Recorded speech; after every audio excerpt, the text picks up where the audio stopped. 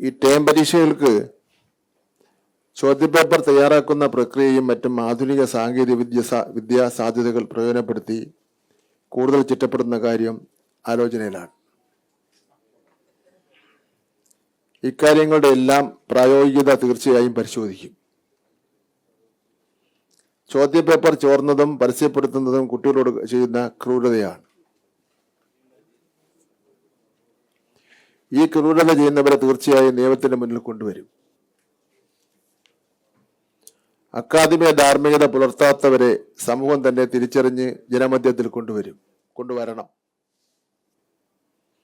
എല്ലാ കാലത്തും പൊതുവിദ്യാഭ്യാസ രംഗത്തെ താങ്ങി നിർത്തിയതും പുഷ്ടിപ്പെടുത്തിയതും പൊതുസമൂഹമാണ്. ഇക്കാര്യത്തിൽ അത് അത്യാവശ്യമാണ്. KER അധ്യായം 8 റൂൾ 11 പ്രകാരം KER 8 റൂൾ 11 പ്രകാരം ആന്തരികമായ എഴുത്ത് പരീക്ഷകൾ നടത്തി കുട്ടികളുടെ പഠന പുരോഗതി വിലയിരുത്തുന്ന ഉത്തരവാദിത്വം അതാത് സ്കൂൾ പ്രധാന അധ്യാപകനിൽ നിക്ഷിപ്തമാണ്. ഇത് പ്രകാരം സ്കൂൾ അടിസ്ഥാനത്തിലാണ് ചോദ്യപേപ്പർ തയ്യാറാക്കിയിരുന്നത്. 1980-കളുടെ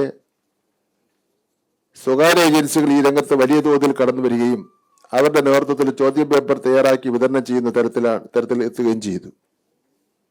ഇത് കച്ചവട രൂപത്തിലേക്ക് മാറി. ഈ പ്രവർത്തനം ഒട്ടേറെ ആക്ഷേപങ്ങൾക്കിടയാക്കി.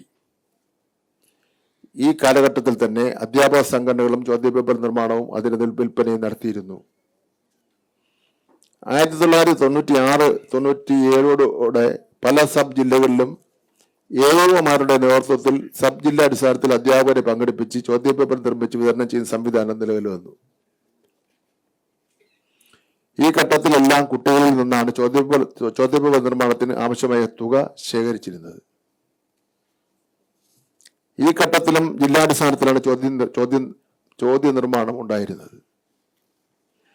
2008-09 വിദ്യാഭ്യാസ അവകാശ നിയമം വരുന്ന പശ്ചാത്തലം ഒരുങ്ങിയതോടുകൂടി മൂല്യനിർണ്ണയം കുറെ കൂടി ചിട്ടപ്പെടുത്തുന്നതിന്റെ ഭാഗമായും കുട്ടികളിൽ നിന്ന് പണം പിരിക്കാതെ സൗജന്യമായി നൽകേണ്ടതിനാലും സർവശിക്ഷ അഭിയാനെ SSK ഉപയോഗപ്പെടുത്തിക്കൊണ്ട് കേന്ദ്രീകൃതമായ ചോദ്യ നിർമ്മാണവും വിതരണവും ആരംഭിച്ചു.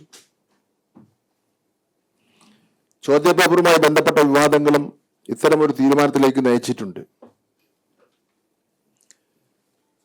ഈ സംവിധാനം നവീകരിക്കുന്ന പരിശോധനകളുമായി ഗവൺമെന്റ് മുന്നോട്ട് പോകുന്നു. പരീക്ഷകൾ സമൂഹം കൂടി ശ്രദ്ധിക്കുന്ന ഒന്നാണ്. അതിനാലാണ് ഇക്കാര്യം പരിഗണിക്കുന്നത്.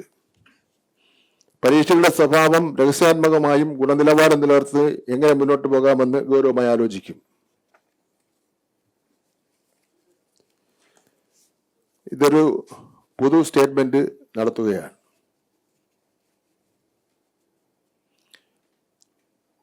ഇപ്പോൾ ഒരു സമിതിയെ ഡിപ്പാർട്ട്മെന്റ് ചുമതലപ്പെടുത്തിയിട്ടുണ്ട്. ഡിപ്പാർട്ട്മെന്റ് തല അന്വേഷണത്തിന് ആ സമിതി പരീക്ഷ നടത്തിപ്പ് ഭാവിയിൽ എങ്ങനെ വേണമെന്ന് സംബന്ധിച്ചിടത്തോളം ഒരു റിപ്പോർട്ട് അവർ സമർപ്പിക്കും.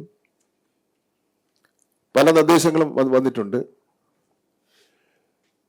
ആ റിപ്പോർട്ട് SCERT ആണ് ഇതിൻ്റെ ഒരു കരിക്കുലത്തിൻ്റെയൊക്കെ ഒരു ആധികാരികമായ സ്ഥാപനം.